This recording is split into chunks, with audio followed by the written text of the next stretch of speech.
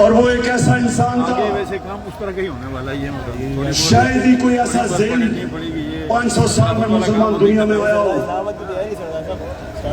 और इमाम इकबाल की जो पूरी कोशिश थी कि एक गुलाम कौम को उठाए, जिंदा करे गुलाम कौम को, उनकी इतनी शायरी है। लेकिन जो मुझे सबसे ज्यादा पसंद है और आज जो मैं एक फिक्रा कहना चाहता हूं कि उस रिस्क से मौत अच्छी है जिस रिस्क से परवाज में आती है कुताई।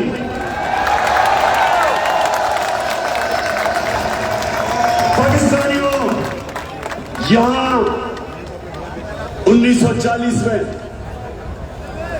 जब कायदे आजम ने पाकिस्तान की रेजोल्यूशन करारदाद पाकिस्तान पास की थी, तो वो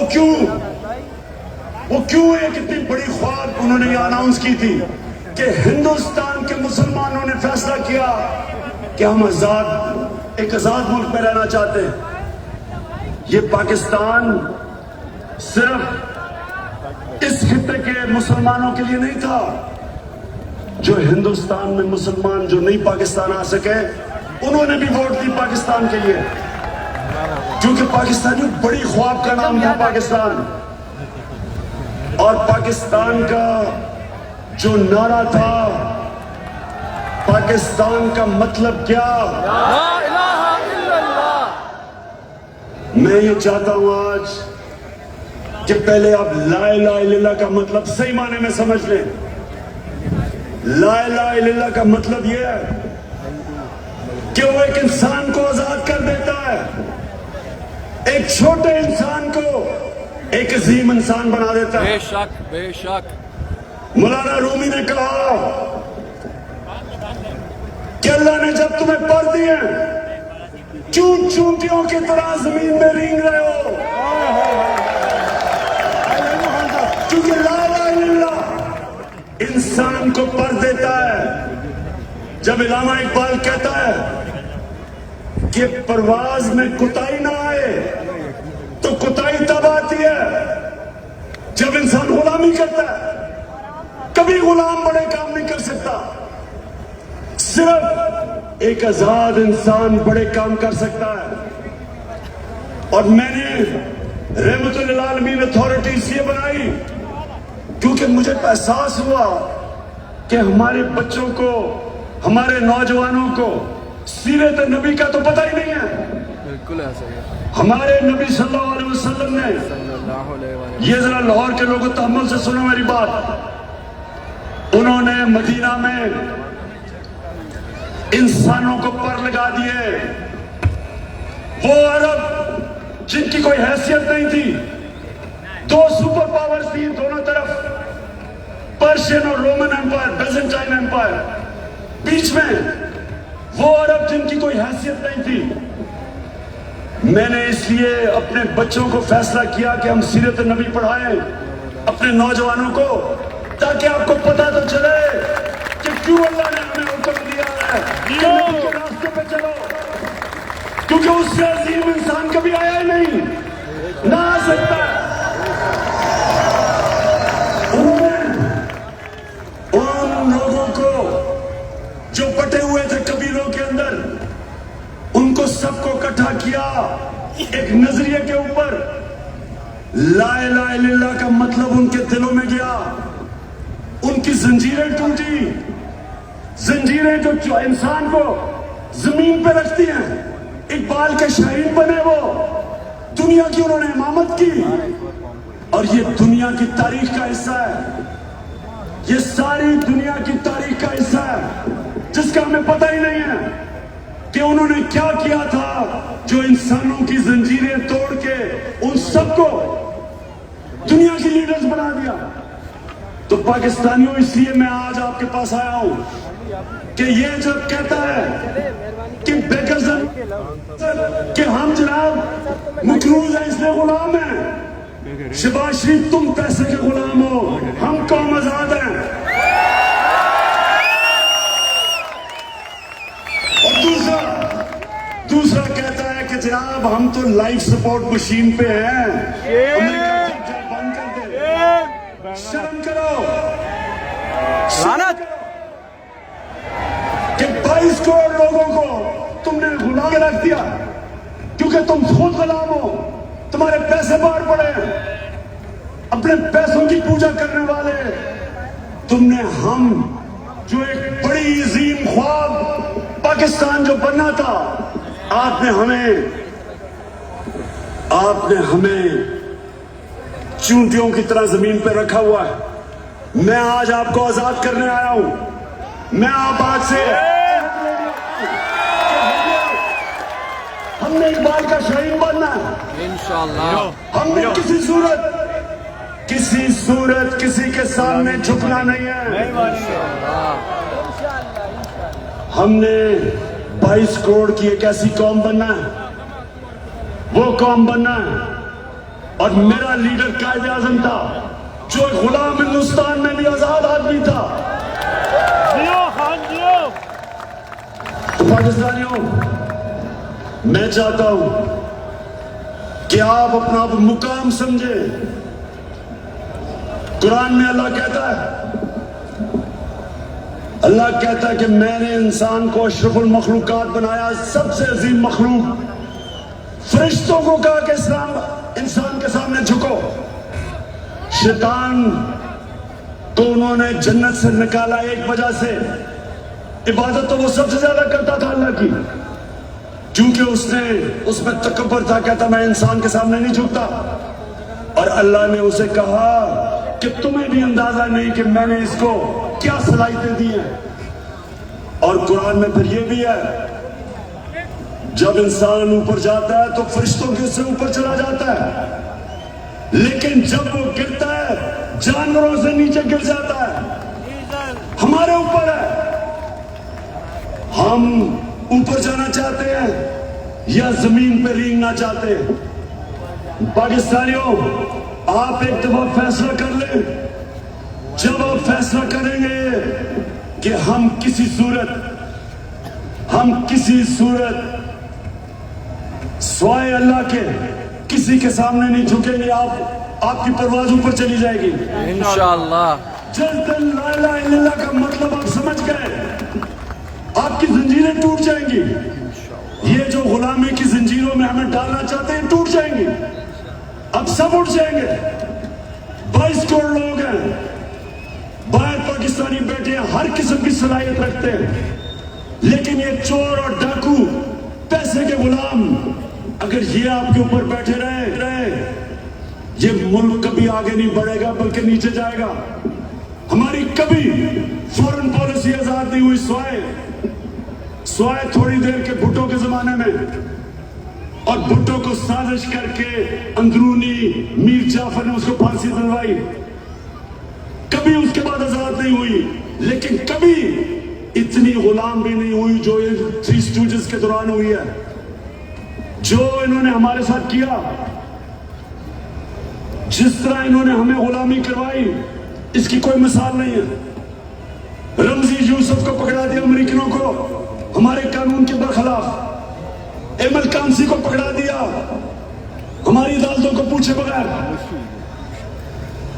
एमएल कांसी के वकील ने अमेरिका की अदालत में क्या कहा, जब उन्होंने पूछा जज ने कि क्यों पाकिस्तान के कानून के बगैर आप उसको उठा के ले गए, तो उसका वकील कहता कि पाकिस्तानी अपनी वालदा को बेच देंगे डॉलरों के पीछे। और वो किसका दौर था? नवाज शरीफ का दौर था। हम नहीं बेचेंगे, नवाज शरीफ बेच देगा, पैसे का पुजारी है। फिर जनरल मुशर्रफ का दौर आया। 9/11 के बाद इसने पकड़ के पाकिस्तानियों को ग्वांटानामो बे में दे दिए।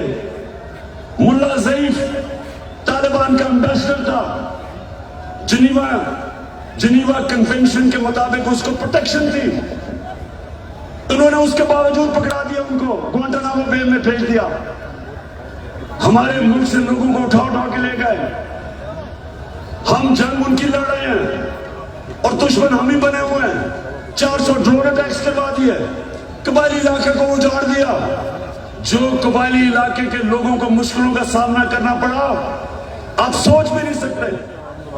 35 लाख लोगों ने नकल मकानी की वहां से, 40 लाख लोगों ने स्वाद से नकल मकानी की। या मेरे दो एक्स मिनिस्टर्स बैठे हुए हैं, मुराद सईद वालदा को एक उसी जंग में स्वाद में जब बम फटा तो उसकी वालदा के सर पे लगा, अभी तक वो कोमा में है, सालों से वो कोमा में पड़ी हुई है। यहां जब ताज गुल है, उसका भाई यहां खुदकुश हमले में लाहौर में वो बेचारा शहीद हुआ। मेरे माँ और वालिद की दोनों तरफ से एक जनरल बिलाल शहीद हुए, वालदा की तरफ से, और न्याजी हमारे मियां वाली से शहीद हुए। 80,000 हमारे लोग मारे गए। क्यों? पाकिस्तान की जंग से क्या ताल्लुक था? क्योंकि गुलाम बैठे हुए थे। हमें कुर्बान किया गया किसी की खातिर और हमें दुनिया में इज्जत मिली। उसामा बिन लादेन को पाकिस्तान में आके इन्होंने खत्म किया। कोई 3 दिन कोई बोला नहीं। प्रेसिडेंट ओबामा अपनी किताब में लिखता है कि मुझे बड़ा खौफ था कि मैं सदर जरदारी को जब टेलीफोन करूंगा वो बड़ी मुजम्मत करेगा कि तुमने हमारे मुल्क में आके ये किया क्या। कहता जब 3 दिन के बाद मैंने जरदारी को टेलीफोन किया तो कहता मुझे मुबारक देनी शुरू कर दी उसने।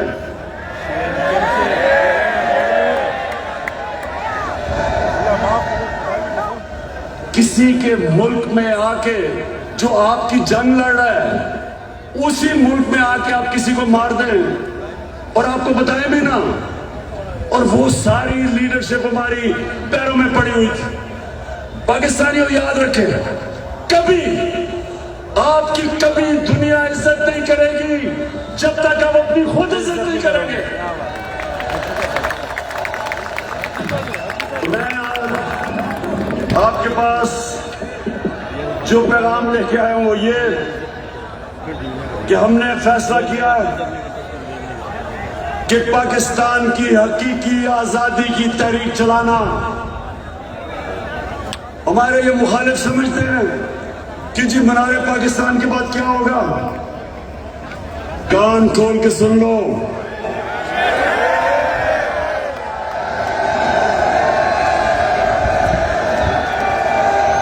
कान खोल के सुन लो कि असल पार्टी तो अब शुरू हुई है।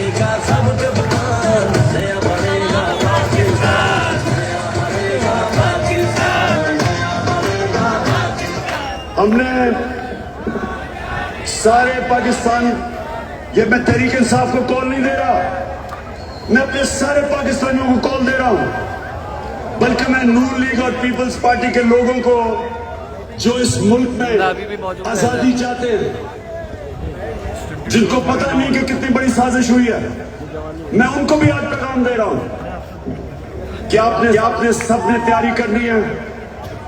गली गली, मोहल्ले मोहल्ले, शहरों में, गांव में, आपने सबने तैयारी करनी है। आज से शुरू करनी है। आपने मेरी कॉल की इंतजार करनी है जब मैं आप सबको इस्लामाबाद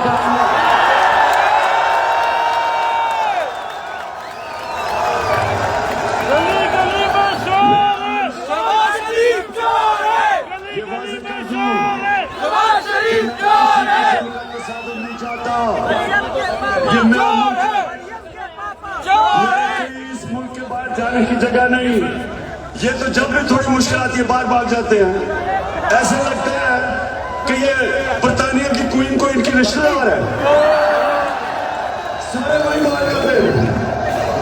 वो इसहाकार, वो यहीं इधर ही पुराने शहर में उसका बाप की साइकिलों की दुकान थी, बड़ा मेहनत का आदमी था, लेकिन आजकल उनको जरा देखें, लगता है वो कोई बरतानिया का लॉर्ड था। तो ये वो लोग हैं, ये वो लोग हैं जब मुश्किल पड़ती है बाहर भाग जाते हैं। हमारा मेरा जीना मरना पाकिस्तान है। किसी किस्म का मैं तसादुर नहीं चाहता अपने मुल्क में। हमारी फौज है, हमारी पुलिस है, और फौज का भी मैं ये कह दूं कि अगर हमारे पास एक ताकतवर फौज ना होती तो आज पाकिस्तान के 3 टुकड़े हुए होते। हमारे जो दुश्मन हैं वो सिर्फ इसलिए कामयाब नहीं हुए कि माशाअल्लाह हमारी कौम अपनी फौज के साथ खड़ी है। हमारी फौज ने एक गलत फैसला मुशर्रफ ने किया, गलत फैसला उसने किया, लेकिन हमारी फौज ने जिस तरह की कुर्बानियां दी, वो कुर्बानियां ना देते तो आज पाकिस्तान का भी वो जो शाम और इराक का हाल है वो होता। तो हम दाद देते हैं अपनी फौज को, अपनी पुलिस को। हम चाहते हैं कि हमारी पुलिस भी एक मजबूत पुलिस फोर्स बने। हम कोई किसी किस्म की इस मुल्क को नुकसान नहीं पहुंचाना चाहते, लेकिन हम किसी सूरत तस्लीम नहीं करेंगे। जो भी हो, ये जब समझते हैं कि ये तहरीक खत्म हो जाएगी, तहरीक अभी जोर पकड़ेगी। मैंने अपनी सारी पार्टी के बड़े बड़े सीनियर्स को कहा है कि इन्होंने निकल जाना सारे पाकिस्तान में। आपने लोगों को तैयार करना है, अपनी हकीकी आजादी की तहरीक में सबको शामिल करना है। आपने अपने इलाकों से निकल के, और सीनियर लीडरशिप ने पाकिस्तान के उन इलाकों में जाना है ताकि लोग तैयार हो, मेरी कॉल की इंतजार करें। और मैं सिर्फ एक चीज चाहता हूं, कोई और चीज नहीं चाहता। मैं चाहता हूं कि जल्दी से जल्दी इलेक्शन अनाउंस किया जाए। हम एक जमहूरी पार्टी है, हम जमहूरियत चाहते हैं, लेकिन हम कभी भी इस सिलेक्टेड इंपोर्टेड हुकूमत को कभी तस्लीम नहीं करेंगे। एक ही तरीका है, जिनसे भी गलती हो गई, एक ही तरीका है गलती ठीक करने का।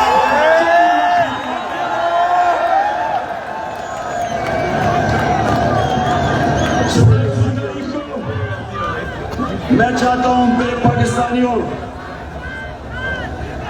27वीं तारीख को शबे दुआ की रात हम बनाएं, अल्लाह से दुआ करें कि हमारी हकीकी आजादी की तहरीक को कामयाब करे अल्लाह, आमीन।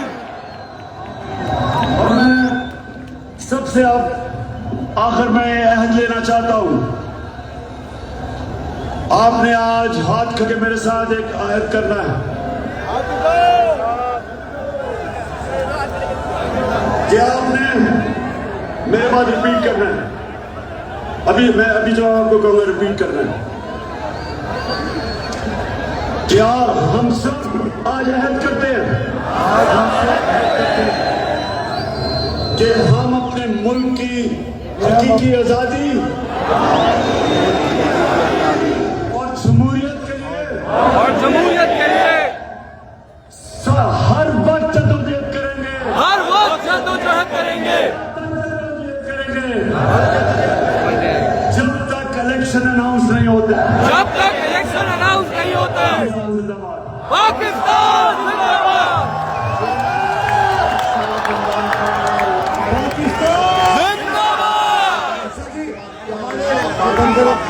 हमारे वर्कर सारे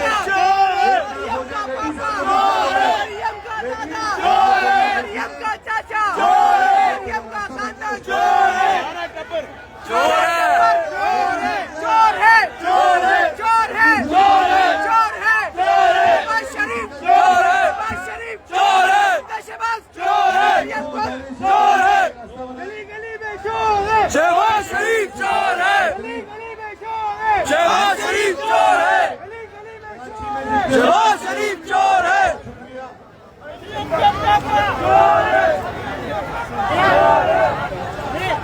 बस लेडीज आ जाए आराम से, वर्कर्स थोड़े पीछे हो जाए, लेडीज को and that includes Imran और Khan जिनकी लेवल Jalsa बाकी in करी है Lahore. उनसे गुजारिश है Hopefully you guys will watch it. ये सब रंग लाएगा. Mark my words, I'm documenting this on Facebook so that आप सबके सामने जिंदगी में हमेशा documented है कि we were out there to bring about a change in Pakistan for this revolution because we don't accept the current hukumat, the current government. हमें corruption नहीं पसंद, हमें करप्ट लुटेरे डाकू अपने मुल्क में नहीं पसंद, इसलिए रोडों पे निकलते रहेंगे और अपना एहतजाज रजिस्टर करते रहेंगे.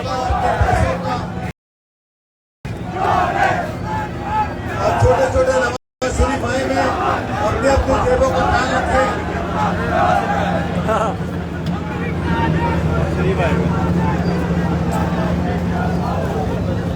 सो भाई फैमिली को निकलने में आराम से लाइटें ऑफ फैमिली से गुजारिश है